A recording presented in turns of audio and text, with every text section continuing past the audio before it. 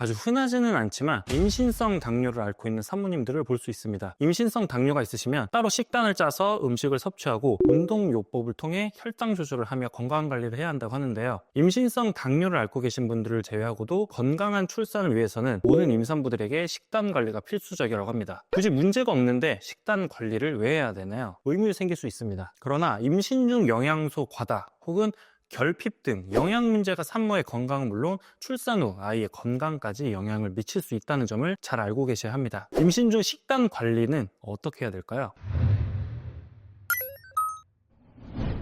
안녕하세요. 임신 출산에 대한 모든 것 임출TV입니다. 건강한 분만을 위해서는 유전인자의 결함이나 감염, 영양 결핍과 같은 환경 장애가 없어야 한다고 합니다. 이를 위해서 평소 건강관리, 매일매일 균형 있는 식사가 중요한데요. 임산부의 영양 불량은 임산부의 건강에 지장을 줄 뿐 아니라 더 나아가 출산 후 유아의 건강에도 큰 영향을 미치게 된다고 합니다. 그만큼 임신 중 산모가 무엇을 먹는지, 어떻게 먹는지가 매우 중요한 이유기도 하죠. 오늘은 임산부의 올바른 식단 관리 방법과 임산부와 태아에게 필요한 영양소, 식품은 무엇인지 알아보도록 하겠습니다.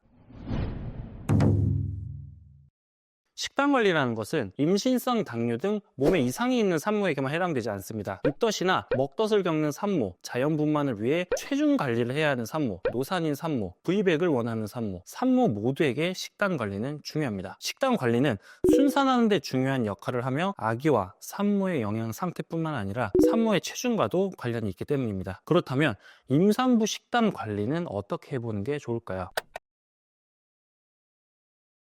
요즘은 칼로리만 높고 영양은 불균형한 음식이 많은데요. 임산부가 주로 먹는 음식이 파스타, 피자, 아이스크림과 같이 당도가 높은 음식이라면 아이는 어떻게 될까요? 엄마가 먹는 음식들이 곧 아기에게 전해지기 때문에 당을 섭취할 수밖에 없습니다. 아기가 엄마 몸에서 영양소를 끌어온다고 하더라도 성장에 필요한 단백질, 지방, 무기질 등 다양한 요소를 충족할 수가 없습니다. 당은 너무 적게 먹어도 과하게 먹어서도 안 됩니다. 산모들은 체중을 조절하기 위해 무조건 다이어트식으로 먹으면 된다고 생각하지만 이런 경우 영양 균형이 깨져 산모의 몸이 축나거나 오히려 체중 조절을 방해할 수 있습니다. 지방과 체지방이 같다는 생각으로 지방 섭취에 있어서 소홀히 하는 분들이 계시는데요. 체지방은 혈관에 공급되고 남은 당이 쌓여 생기는 것이지 결코 지방을 섭취해서 생기는 게 아닙니다. 지방 섭취가 늘어나면 오히려 체지방을 에너지원으로 쓰기 때문에 체중을 조절하는 데도 도움이 될 것입니다. 지방은 크게 동물성과 식물성으로 나뉘는데요. 고기에 있는 지방이 동물성 지방, 피칸이나 캐슈넛, 마카다미아 같은 견과류에 들어있는 지방이 식물성 지방입니다. 지방을 섭취하면 공복감도 줄어들어 과자나 빵같이 당이 높은 간식을 찾지 않게 됩니다. 가장 좋은 것은 12시간 안에 모든 식사를 마치고 12시간 동안은 공복을 유지해 주시는 겁니다. 아침 식사를 오전 8시에 시작했다면 저녁 식사도 오후 8시에 끝냅니다. 그 이유는 몸이 혈당을 처리하느라 지치지 않도록 하기 위함인데요. 저녁 식사를 너무 늦게 하는 것은 호르몬 불균형을 가져올 뿐만 아니라 출산에도 영향을 주게 됩니다. 가끔 하루에 2끼만 먹는 산모님들이 계시는데 좋은 식습관이라고 보기 어렵습니다. 2끼만 먹어도 아이가 크는 데는 큰 문제는 없지만 산모는 하루 필요 칼로리가 부족해지기 때문에 몸이 축나게 됩니다. 또 아기가 엄마 몸에서 영양소를 충분히 공급하지 못해 태어난 후 소화 비만이 될 가능성도 있습니다. 하루 2끼를 몰아먹는 것도 역시 좋지 않습니다. 폭식을 하면 혈당이 폭주하므로 세포에는 과부하가 걸리고 인슐린 저항성 또한 올라갑니다. 이렇게 되면 체지방이 늘거나 염증 질환에 노출되기 십상입니다.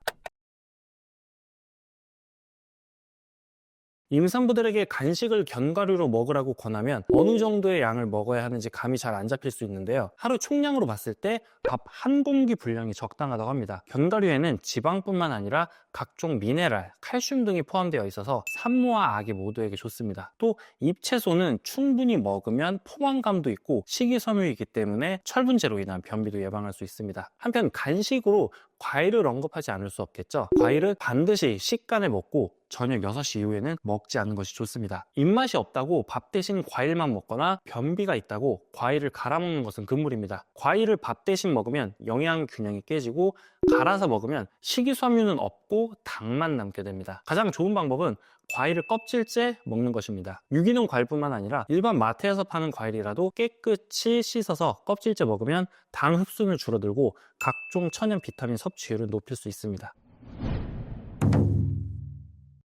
임신 중 산모의 건강만큼 중요한 요소가 바로 태아의 건강입니다. 심장은 잘 뛰는지, 발달에 문제는 없는지 걱정되실 것 같은데요. 뱃속에서 태아가 잘 성장하기 위해서는 건강하게 잘 먹는 것도 매우 중요합니다. 산모의 충분한 영양 섭취가 태어날 아기의 건강에도 좋은 영향을 미치는데요. 태아를 잘 성장할 수 있도록 도와주는 영양소와 식품은 무엇이 있을까요?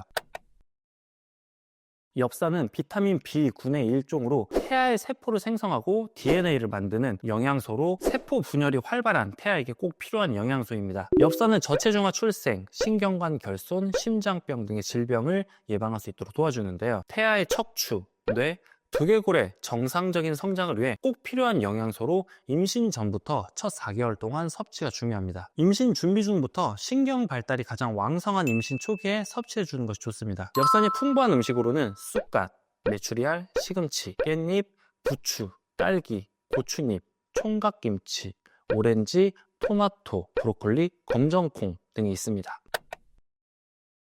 칼슘은 근육 수축, 뇌, 전달물질 방출, 심장 고동 조절, 혈액 응고 등의 역할을 합니다. 특히 태아의 뼈와 치아 형성에 있어 중요한 요소인데요. 임신 4에서 6주 정도만 돼도 태아의 골격이 어느 정도 형성이 되고 7주부터는 턱, 뼈와 유치가 생기는데 이 시기에 칼슘이 부족하게 되면 뼈가 약해지고 치아 발달이 늦어질 수 있습니다. 임신 기간 꾸준히 칼슘을 섭취해 주는 게 좋은데요. 임신 중 칼슘 1일 섭취 권장량은 1200mg으로 일반 여성보다 1.5배 높지만 균형 잡힌 식사만으로 채울 수 있기 때문에 칼슘 섭취를 방해하는 음식은 피하고 칼슘이 풍부한 음식 위주로 섭취해 주셔야 합니다. 칼슘이 풍부한 음식으로는 우유, 치즈, 브로콜리, 시금치, 뼈째 먹는 생선, 콩, 오렌지 등이 있습니다. 철은 세포에 산소를 운반하는 적혈구를 구성하는 무기질로 태아와 임산부의 피를 만드는데 꼭 필요한 영양소입니다. 임신 기간 동안 태아 및 태반의 성장으로 요구량이 증가되는데요. 또한 태아는 엄마 뱃속에서 활발한 대사작용과 성장을 하기 때문에 혈액량이 급속히 증가하는 임신 기간에는 철이 부족할 경우 쉽게 피로해지기도 합니다. 또한 철분이 부족하면 임산부에게 빈혈이 생기고 태아에게 공급하는 산소량이 부족해집니다. 임신 16주부터는 철분제를 복용해 주는 게 좋지만 과량 섭취 혹은 본인에게 맞지 않는 철분제 섭취 시 변비가 생길 수 있는데 비타민 C와 함께 섭취해주면 흡수율이 더 높아지는 반면 카페인을 섭취하면 흡수율이 떨어질 수 있어 주의해야 합니다. 철분이 풍부한 음식으로는 달걀 노른자, 시금치, 조개류, 견과류, 지방이 적은 살코기, 닭고기, 두부, 건포도 등이 있습니다. 보통 면역력 향상이라고 하면 비타민 C를 떠올리기 쉽습니다. 그러나 비타민 A도 시력 발달은 물론 면역력 향상, 골격 형성, 혈액 생산 등 태아를 키우는 데 다양한 역할을 하는데요. 태아가 어느 정도 커야 영향을 미치므로 임신 중기부터 섭취를 해주시는 게 좋다고 합니다. 단 비타민 A를 과다 섭취할 경우에 태아 기형을 유발하므로 임신 중에 비타민 A가 과다하게 들어있는 간 등의 섭취는 가급적 피하는 게 좋고 하루 권장 섭취량을 넘겨서 섭취하는 것은 권장하지 않습니다. 태아의 원활한 세포 분열 및 기관 형성을 돕기 위해 임신 초기부터 양질의 단백질 섭취를 증가시키는 것이 필요합니다. 고기, 생선, 계란, 두부, 콩 등으로 된 반찬 한두 가지 정도는 포함시키는 게 좋은데요. 단백질은 태아의 세포와 태반을 만들고 뇌와 근육을 형성해 주기 때문에 태아의 성장이 완성되어 가고 두뇌가 급격히 발달하므로 임신 7개월 이후부터는 단백질 섭취량을 늘려주시는 게 좋습니다. 단백질이 풍부한 음식으로는 콩, 견과류, 두부, 표고버섯, 아보카도, 살코기, 생선 등이 있습니다. 임산부의 건강에 좋은 음식들, 임신 중 꾸준히 먹으면 좋은 음식들에 대해 알아봤는데요. 그렇다면 그 반대로 임신 중 먹으면 절대 안 된다는 음식들도 있는데 어떤 음식을 먹으면 유산이 된다, 아기가 기형아로 태어날 수도 있다 라는 이야기를 들으면 먹고 싶다가도 겁이 나서 먹고 싶은 마음을 꼭 참게 되실 겁니다. 먹으면 안 된다는 음식 중 알려진 정보들이 잘못된 정보는 없는지 하나씩 알아볼까요? 카페인은 태반을 통과해 태아에게 전달이 되지만 태아가 분해하는 능력이 부족하거나 오래되어 태아에게 안 좋은 영향을 미칠 수 있고 커피를 마시면 저체중아, 자연유산, 조산 등의 위험이 높아져서 커피나 콜라 등을 주의한다고 합니다. 진실은 뭘까요? 임산부 카페인 섭취 관련 연구에 따르면 대부분 연구 결과 커피를 한 잔에서 3잔 정도 마실 경우는 임산부와 태아의 건강에 부정적인 영향을 미치지는 않는다고 전해지고 있습니다. 소량의 카페인 섭취는 태아와 임산부에게는 큰 영향을 준다고 할 수는 없지만 20주 이전에는 가급적 삼가하고 20주 이후 한 잔 정도 마시는 게 좋다고 합니다. 국내 식품의약품안전처에서는 임산부 카페인을 하루 섭취량을 300mg 이하로 권장하고 있다고 합니다.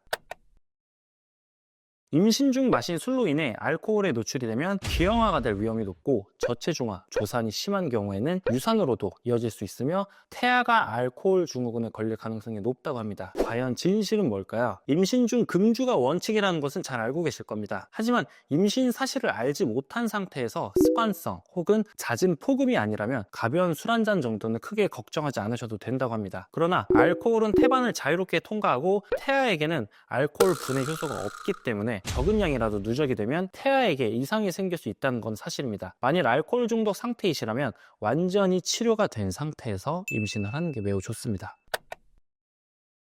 여성분들이 좋아하는 엽떡, 닭발 등 매운 음식을 섭취하면 태아가 아토피에 걸릴 수 있고 태아가 뇌 발달에 좋지 않다고 하는데 진실은 뭘까요? 임신 중 매운 음식이 드시고 싶어지는 산모님들도 많은데 특히 입덧 기간에 더 그러실 수 있습니다. 그러나 오히려 정작 매운 음식을 주의해야 하는 시기는 출산 이후라고 합니다. 출산한 산모가 매운 음식을 먹으면 자극적인 성분이 모유에 섞일 수 있고 산모는 물론 아이의 위장에도 좋지 않을 수 있다고 하니 주의해 주시기 바랍니다.